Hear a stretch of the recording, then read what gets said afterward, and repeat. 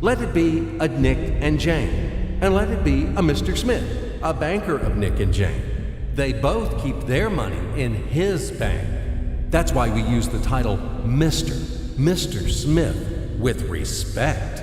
Nick really wants to buy, well, let's say Jane's bicycle, but he has no money. More precisely, he has money, but not enough, only $10, while Jane wants $100 for her precious bicycle. That's a problem. What should Nick do? Well, this bicycle is so desirable. He gives Jane his $10 as a deposit and asks plaintively not to sell the bike to anyone. He says that he will bring the rest of the money soon. At the same time, he runs to his bank, to the respected Mr. Smith, to get a loan for the missing $90. As ill luck, Mr. Smith has no money at this moment, but he knows perfectly about $10, which Nick gave to Jane. And where will Jane bring his money to? That's right.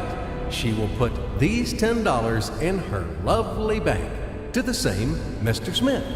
Therefore, Mr. Smith asks Nick to come back tomorrow in the hope that tomorrow he will get these $10.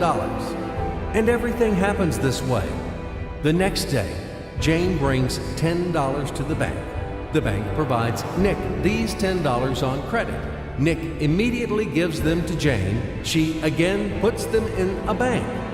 The bank again provides Nick these $10 on credit, etc. As long as Nick the fool will gather enough money for the bicycle.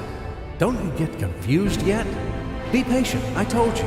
These demons have been trying to confuse you during 1,000 years.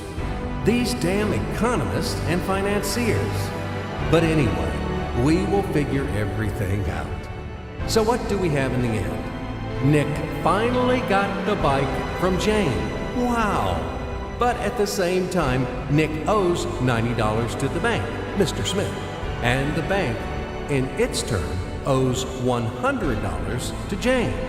In other words, those $10, which existed initially, have magically turned into $200, $190 of debts plus real $10. But these $10 would also turn into $1,000, even in $1 million or $1 billion, if Nick would make a more expensive purchase. In this case, our $10 would make the increasing number of its cycles, circuits from hands to hands. That's it. So, what happens in today's world? SOS! It appears that banks also make money out of thin air and multiply them. Not only Fed can produce money, but banks either. In short, everybody can do this, except you and me. We are not in the business at this celebration of life. I would like to print or draw some money as well. In fact, these banks multiply money without any control. And we're still wondering why the banker lives better. What are naive fools are we? Now it is clear why. The one who produces the money, of course, lives better. But this is not enough. From this moment, poor Nick will never be able to repay his debts owed to the bank, no matter how hard he would work.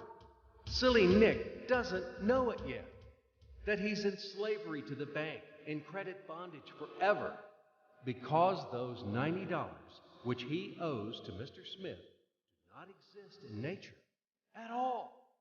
Sly Mr. Smith made his money out of nothing. He created them out of thin air, just one click. And $10 turned into $200. Yes, but you can object reasonably.